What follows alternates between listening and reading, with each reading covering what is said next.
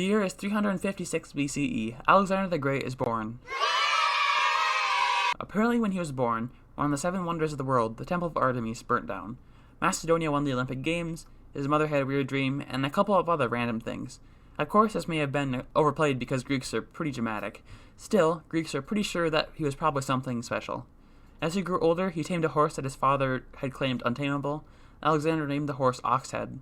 When Oxhead died, Alexander named a city after his horse. When Alexander was 13, his father hired Aristotle to be his mentor. Now, Aristotle was a very intelligent man. He studied everything from politics to poetics. Because of Aristotle's extremely massive brain, King Philip paid him an entire city to teach Alexander. During his studies, Alexander grew to enjoy Homer's books, like the Iliad, which he brought with him when he was invading. Philip had plans to invade Persia, which was basically Greece's rival ever since it burned down Athens. Sadly, Philip was assassinated by his bodyguard before he could carry out any plans. Suddenly, Alexander was king. Now, whenever a king dies, it's almost guaranteed that the royal family will immediately begin to mourn his death. Sorry, I meant fight each other to the death for the throne. As soon as Alexander had killed the majority of his family, he turned his sights to the big prize, Persia.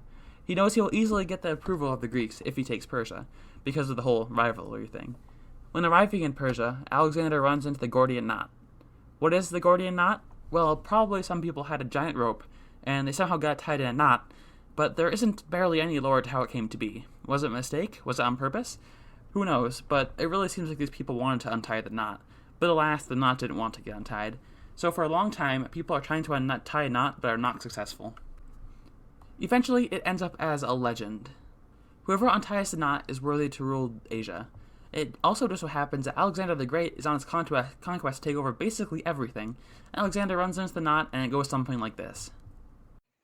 I am the Gordian knot, the most difficult knot ever tied. Whoever unties me is fit to rule the whole world. Anyone can try, but all shall fail. I'll give it my best shot. I am completely unaffected. Give me a try. Give it your best shot, but you're doomed to fail, mortal scum. For his neutral special, he wields a gun. Wait, what? Yay. Alexander cut the knot and became king, even though he kind of already was, I guess. During this time, Alexander had already started his escapades as newly elected king, so this impossible task convinced many people that he was a great and powerful king, along with his domination of Persia. During his escapades, he fought around 20 battles, basically everywhere he could convince the army to travel. In Persia, Macedon, Balkans, India, and many more. None of those battles were losses, by the way. Eventually, the army got tired of being an army and decided to revolt. Of course, this made sense because they literally spent about 10 years running around stabbing people. A few days after returning home, Alexander dies.